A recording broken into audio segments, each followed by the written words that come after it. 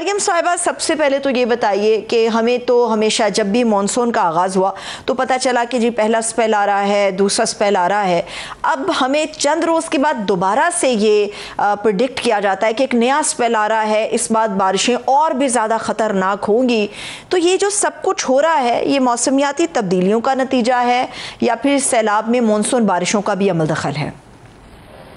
जी देखिए, ये मॉनसून की जो बारिशें हैं जो वक्त से पहले आ गई हैं और बहुत अनप्रेसिडेंटेड किस्म का रेनफॉल आ रहा है, ये भी क्लाइमेट चेंज का एक इम्पैक्ट है। आप देखेंगे जो ग्लोबल वार्मिंग की वजह से आपका दर्जा हरारत सन 1800 से लेकर सिर्फ मजबूरी तौर पर 1.1 दर्जा हरारत टेम्परेचर में इजाफा हुआ है, जिसको कम करने की कोशिशें की जा रही थी कि 1.5 तक लिमिट कर दिया जाए। लेकिन अब हम देख ही रहे हैं कि 1.1 जो है वो औसतन दर्जा हरारत हमारा बड़ा है, तो उससे जो फ्रीक्वेंसी है आप देखें, आपका अनप्रेसिडेंटेड रेनफॉल, आपकी हीट वेव्स, आपका सर्दियों में जो है वो लेस इंटेंस विंटर्स आपकी हो गई हैं और बड़ा कम ड्यूरेशन आपको पाकिस्तान में विंटर्स का मिलता है और पूरी दुनिया इसकी लपेट में है। लेकिन पाकिस्तान चूंकि जियोग्राफिकली पाकिस्तान को अगर आप देखें तो गिलगित से स्टार्ट करें और सिंध तक जाएं तो हमारे पास सहरा भी है, हमारे पास ग्लेशियर्स भी हैं, हमारे पास जो है वो शहर भी हैं बहुत, जिसमें कॉन्क्रीट के जंगल जैसा कि आपने बताया, मैदानी इलाके भी हैं, माउंटेनियस भी हैं। तो आपको टेरेन जिस तरह का मिलता है उसमें फिर मल्टीपल किस्म के चैलेंजेस भी क्लाइमेट चेंज के आपको नजर आते हैं। मिसाल के तौर पर क्लाइमेट चेंज की वजह से गिलगित बल्तिस्तान की तरफ, नॉर्दर्न एरियाज की तरफ आप देखें तो वहां पे ग्लेशियर्स बहुत तेजी के साथ आपके मेल्ट हो रहे हैं। इसी तरह अगर आप देखें सिंध की तरफ तो हम देखते हैं कि थरपारकर में थ्रू आउट जो है वो कई सदियों से जो है वो आपको ड्राउट की कंडीशन है, लेकिन कराची की तरफ जाएं तो आपका सी लेवल राइज कर रहा है, वो भी आपके सैलाबों का सबब बनता है। फिर मॉनसून जो है वो इस दफा अर्ली आ गया आपके क्लाइमेट चेंज की वजह से, और इसके अलावा फिर क्लाइमेट चेंज की वजह से क्लाउड बर्स्ट जैसे फिनोमेना जो है वो पाकिस्तान में इस दफा काफी देखने को मिले। तो बहार में हमने फिर देखा कि यालाबारी हो गई। तो बहुत मल्टीपल के आपके चैलेंजेस हैं, ये ओवरऑल आपके क्लाइमेट चेंज की वजह से ऑफ कोर्स हैं, लेकिन किस तरह से हमारे इंस्टीट्यूशंस इसको रिस्पॉन्ड करते हैं वो हमारी गलती है। आप देखें कि सिर्फ आप पाकिस्तान में जो इस वक्त कॉन्ट्रीब्यूट चीज़ें कर रही हैं, सबसे टॉप पर तो मैं आपको कहती हूँ कि ये प्राइवेट हाउसिंग सोसाइटीज़ जो हैं, मैं कई सालों से इस पर बात कर रही हूँ कि आप देखें कि किस तरह से वो आपके दरियाओं के अंदर हैं, आपके हॉस्पिटैलिटी सेक्टर जो है वो रेस्टोरेंट वगैरह आपके दरियाओं के ऊपर है। ये तो देखिए ना, ये आपने बिल्कुल इदारों की तरफ जो एक तवज्जो दिलाई है, बिल्कुल ये हाउसिंग सोसाइटीज़ जो हैं ये रातों रात थोड़ी ना खड़ी हुई हैं। गवर्नमेंट की मंजूरी के बाद, बाकायदा अप्रूवल के बाद, इदारों की तरफ से एनओसीज मिलने के बाद इनका यहाँ पे स्ट्रक्चर खड़ा किया जाता है, लोगों को सुहाने ख्वाब दिखाए जाते हैं, खूबसूरत मंजर दिखाकर इन लोगों को अपनी तरफ लाया जाता है, लोग वहाँ पर घर भी खरीदते हैं। तो इसका मतलब ये कि कहीं ना कहीं लोगों की अवेयरनेस भी कम है और बहुत सारी जगहों के ऊपर गफलत भी है उन इदारों की जिन्होंने बेसिकली इस पूरे मामले को कंट्रोल करना है। जी, इसमें दो तरह के इश्यूज हैं। एक देखें कि आपने बिल्कुल सही कहा कि लोगों को नहीं पता होता है, जब वो अपनी इन्वेस्टमेंट कर रहे होते हैं, कोई जगह ले रहे होते हैं, पूरी जिंदगी की जमा पूंजी लगाते हैं, तो उन्हें नहीं पता होता कि क्लाइमेट चेंज के हिसाब से यहाँ पे क्या इम्पैक्ट आने वाले वक्तों में हो सकते हैं। अब देखें दूसरी तरफ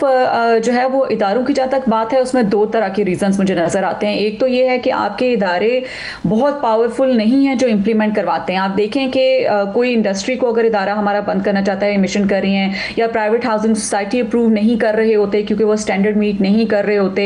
मुख्तलिफ किस्म की जो रिक्वायरमेंट्स हैं हमारे CDA, KDA, LDA और इस तरह के डेवलपमेंट अथॉरिटीज के जितने भी ऑफिसेज हैं, तो उसमें बहुत प्रेशर उन इदारों की तरफ से आता है, बहुत पावरफुल सेक्टर्स की तरफ से। बहुत ये जो प्राइवेट हाउसिंग सोसाइटीज वाले इदारे आपको नजर आते हैं बड़े पावरफुल हैं, तो उनके ऊपर दबाव होता है कि आप ये अप्रूव करें, NOC हमें इशू करें। अगर वो उनको नोटिस भी भेजते हैं, जैसे आप देखें ये जो रावी का प्रोजेक्ट था, ये रूदा और ये इस दरियाई रावी के जो प्राइवेट हाउसिंग सोसाइटीज थी, उनको 10 से 12 NOCs इशू किए गए कि आप यहाँ पे नहीं कर सकते। अच्छा, हम कतई कलामी की माफ़ी मरियम साहब, हम वाकई ये तनकीद बनती है, जायज़ है, और उसकी तबाहकारियाँ हमने मौजूदा इस फ्लड के अंदर देखी भी हैं, लेकिन हमारे सामने बहुत सारी ऐसी एग्जाम्पल्स आती हैं जिसमें बताया जाता है कि फलाने मुल्क के अंदर जो है वो दरिया के अंदर जो है वो पूरा का पूरा शहर खड़ा कर दिया गया। तो वहाँ पर और यहाँ पर कौन से स्टैंडर्ड्स हैं जिनको मीट नहीं किया जाता और वहाँ पे चीज़ें महफूज रहती हैं? यहाँ पर हम कई किलोमीटर के फासले पर बैठकर भी जो है वो तबाही और आफत के दरमियान में आ जाते हैं। जी देखिए, सबसे पहले कोई भी डेवलपमेंटल प्रोजेक्ट आपका होता है तो उसके लिए एक असेसमेंट की जाती है, जिसमें देखा जाता है कि आपका माहौल कितना तबाह होगा, सोशली क्या उसके इम्पैक्ट आ सकते हैं, क्लाइमेट चेंज की असेसमेंट की जाती है कि अगले 10 से 15 सालों में उस पर क्या इम्पैक्ट हो सकता है। तो ये सारे आपका एक क्राइटेरिया एक तरह का होता है, उसकी बेस पे जो है वो अप्रूवल एक जगह पे दी जाती है। फिर बाकायदा आपके कानून हैं, जो बाहर के ममालिक है उसमें कानून की काफ़ी ठीक है, इम्प्लीमेंटेशन होती है, लेकिन पाकिस्तान में आपको नहीं दिखती है इस तरह की इम्प्लीमेंटेशन। तो फिर उससे फिर होता ये है कि आप कानून से बाहर निकल के आप फेवर्स लेके दबाव डाल के एनओसी अगर ले लेते हैं तो आपको इस तरह की चीजें नजर आती हैं जो हमें पाकिस्तान में नजर आई हैं। लेकिन साथ ही साथ आप सिर्फ पंजाब की अगर मैं बात करूं तो आप देखें कि पंजाब में मैक्सिमम जो हाउसिंग सोसाइटीज आपकी हैं वो सारे का सारा आपका ज़राअत की जमीन होती थी, जो किसानों से जो है वो औने पौने दामों लेके उस पर ये सोसाइटीज खड़ी की हैं। अब आप देखें कि जो काश्तकारी के इलाके हैं उनके ऊपर उसकी जमीन किस तरह की आप होती है ये भी आप देखें, और फिर उसके ऊपर जब आप कंस्ट्रक्ट करेंगे वो किसी वजह से सदियों से वहां पे किसान रावी के इर्द गिर्द जो है वो रहते थे और खेती बाड़ी करते थे, क्योंकि पानी करीब था। वहां पे हाउसिंग सोसाइटीज आप खड़ी करेंगे तो पानी आपके घरों में ही आएगा, वो कहीं और तो जाएगा नहीं। तो एक तो थोड़ा सा प्रॉब्लम ये है। इसके अलावा ये है कि बाकी ममालिक में थोड़ा रिसोर्सेज का इशू नहीं है। आप देखें कि उनके पास जो है वो क्लाइमेट चेंज रिलेटेड कोई इनिशिएटिव लेना चाहें, इकोनॉमिकली बड़े स्ट्रॉन्ग मुल्क हैं, सिस्टम्स इन प्लेस हैं, वेस्ट मैनेजमेंट के सिस्टम है। जैसे सैलाब हमारे आए तो सारा कचरा हमारे इनके अंदर है, सैलाबों के अंदर है, तो रिस्पॉन्स करने का उनके पास एक इकोनॉमी है स्ट्रॉन्ग। हमारे यहाँ ये है कि क्लाइमेट प्लानिंग के साथ आगे बढ़ते हैं।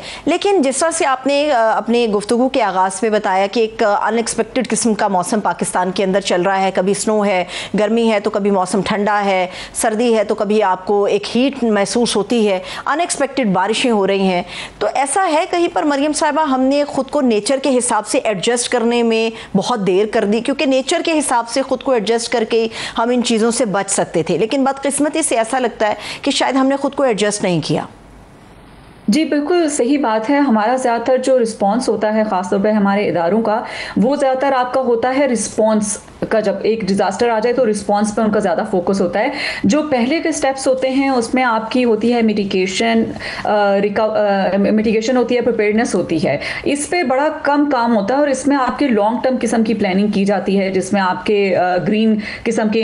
प्रोजेक्ट्स जो है वो इनिशिएट किए जाते हैं। इसके अलावा आपका रिचार्ज पाकिस्तान का प्रोग्राम तो इन प्लेस है, लेकिन उस रेट से उसको इंप्लीमेंट नहीं किया गया। रिचार्ज पाकिस्तान उसमें होता ही है कि आपकी ज़मीन के अंदर मैक्सिमम पानी जो है वो एब्जॉर्ब होता है, इस तरह का वो प्रोग्राम है पाकिस्तान में इन प्लेस है। इसी तरह आपका एफॉरेस्टेशन का इन प्लेस है, लेकिन दूसरी तरफ ना एफॉरेस्टेशन उस रेट से नहीं हो रही, दरख्त उस रेट से नहीं लग रहे जिस रेट से आपकी डिफॉरेस्टेशन हो रही है। तो यहाँ पे एक हमारा प्रॉब्लम है। फिर हमारा प्रॉब्लम जो है वो आप ये देखें कि इदारों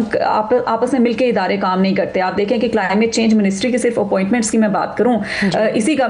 तो बजट बड़ा कम इस मिनिस्ट्री को मिलता है जिसका काम ही क्लाइमेट चेंज करने पे है। दूसरा ये है कि आप देखें कि उनकी अपॉइंटमेंट्स इस गवर्नमेंट में सिर्फ उठा के देखें तो पहले एक कोऑर्डिनेटर साहिबा लगाई, कोई मिनिस्टर लेवल का कोई पोजीशन इस पर लगाई नहीं। उसके बाद फिर काफी अर्से बाद स्टेट मिनिस्टर लगाई गई और अब आके ये मुसद्दिक मलिक साहब को फेडरल मिनिस्टर लगा गया। आप देखें कि एक इदारा जो इतना जरूरी है, जिसकी वजह से आपकी मुल्क की इकोनॉमी तबाह हो रही है, आपका हेल्थ क्राइसिस आ रहे हैं, आपके ज़राअत सारी चली गई, उसमें नॉन सीरियसनेस गवर्नमेंट की जब इतनी होगी कि जिस बंदे ने जॉब करनी है वही आप अपॉइंट नहीं कर रहे हैं, तो आप फिर क्या एक्सपेक्ट करते हैं कि